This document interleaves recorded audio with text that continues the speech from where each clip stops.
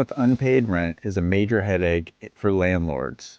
If you're in that situation, it's important to handle it correctly to protect your property and your income, especially here in Philadelphia where landlord-tenant laws are highly specific. I'm Chip Robinson, the owner and broker of Skyline Property Management. We help landlords in the Philadelphia area navigate challenges exactly like these to keep their rental businesses running smoothly. So today I'd like to go over what to do when a tenant doesn't pay rent in Philadelphia.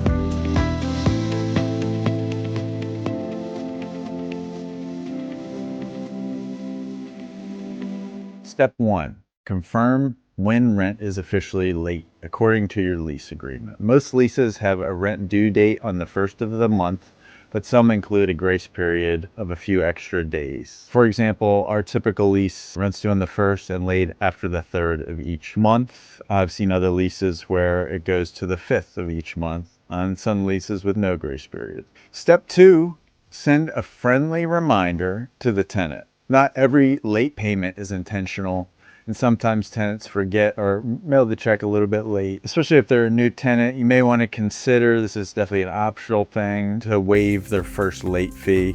Say they're late by 1 day, you may want to waive that, just a one time. And send a quick text, email, and a call to serve as a polite reminder to help them maintain a good relationship. Of course, if it's a repeat issue, you can skip the reminder and just move straight to the next step.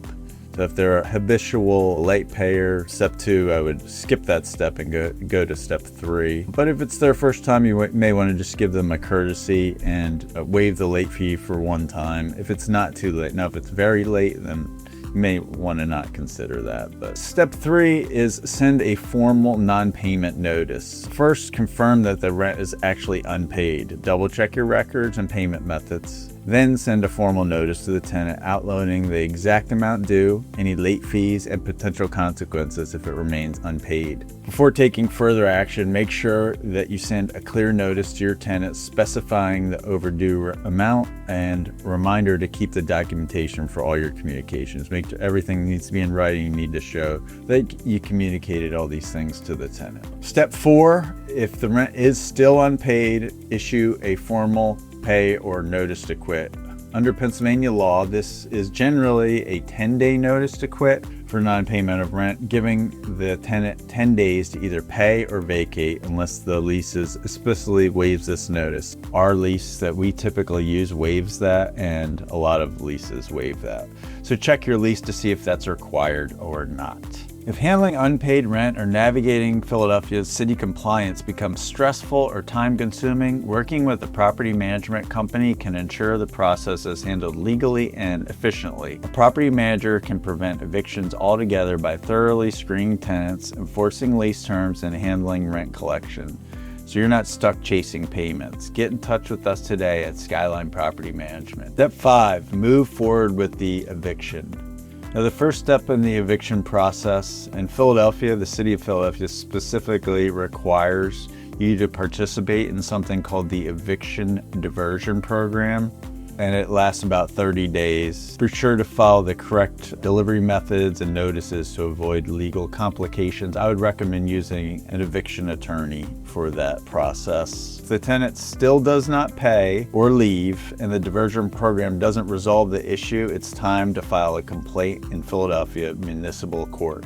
If you say you'll evict, follow through. Otherwise, tenants may take advantage of the situation. At this stage, there's no more waiting. Delays only cost more money. To file successfully in Philly, you must prove that you have a valid housing inspection license, meaning a rental license, that you provided the tenant with a certificate of rental suitability. You need proof that you provided them that. And you also need proof that you provide them the city's Partners for Good Housing. There's other things that if there's a lead test required, you have to provide the results to the tenant and some other bed bug disclosures. If there's a cosigner on the lease, include that in your legal notices. Always work with a local attorney to ensure you follow the correct eviction process.